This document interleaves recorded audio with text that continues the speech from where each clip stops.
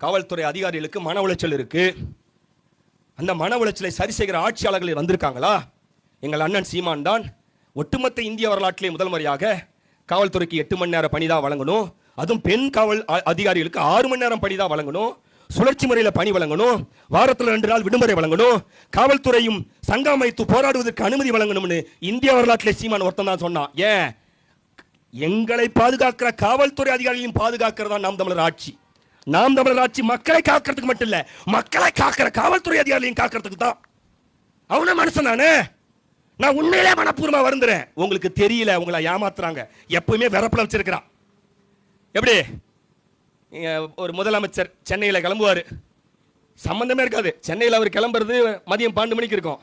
நம்மால் 10 மணிக்கு இங்கே நின்றுட்டு இருப்பாரு தலைவாசல் ரோட்ல. எதுக்கு? சிஎம் வரார் பந்தோபஸ்த், சிஎம் வரார் பந்தோபஸ்த். ஏன் பாகிஸ்தான் பார்டர்ல போயிட்டு இருக்கான், சுட்டா கொண்டு போட போறாங்க அவனை. பாகிஸ்தான் பார்டர் போயிட்டு இருக்காங்க, போட்டுமே தமிழ்நாட்டில் தானே போறான், தமிழ்நாட்டின் தலைவர் தானே. தமிழ்நாட்டு மக்களால் கோடிக்கணக்கான மக்களால் வாக்களித்து தேர்வு செய்யப்பட்ட ஒரு முதலமைச்சர் ஒரு எதிர்க்கட்சி தலைவர் போராட்டம் போட்டுமே. இவன் கழுதி கடிச்சு போவானா, என்ன துப்பாக்கி எடுத்து சுட்டு போவானா?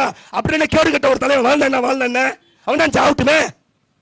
அவனுக்கு பாதுகாப்பு மணிக்கணக்காக நின்னு எத்தனை பேருக்கு யூரின் ஃபெயிலியர் ஆயிருக்கு தெரியுமா, கிட்னி ஃபெயிலியர் ஆயிருக்கு தெரியுமா?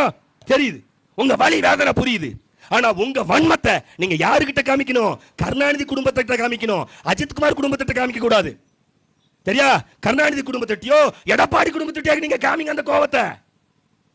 உடனே பாத்தீங்களா இந்த ஆட்சியில இப்படி படுகொலை நடக்குது, நான் வந்தா நல்லாட்சி கொடுத்துருவேன். யார்? எடப்பாடி பழனிசாமி. இவர் யாரு? சாத்தான் குளத்துல 2 பேர் அப்பா புள்ள 2 பேத்த ஜெயராஜின் ஃபெனிக்ஸை அடிச்சு கொள்ளும் போது வேடிக்கை பார்த்தவர். எப்படி இந்த ஆட்சி? திராவிட மாடல் ஆட்சி என்று ஒரு ஆட்சி இந்த நிலத்தில் இருக்கிற வரை மக்களுக்கான ஆட்சி அது இருக்காது. அது பேய்களும் பிணந்திங்கும் ஆட்சியாவும் அரசாங்கம் தான் இருக்கும். பேய்கள் அரசாண்டால் பிணந்திங்குன்னு சொல்லுவாங்களே, அது போல பிணத்தை திண்டு சிறைக்கிற ஆட்சியாளர்கள்.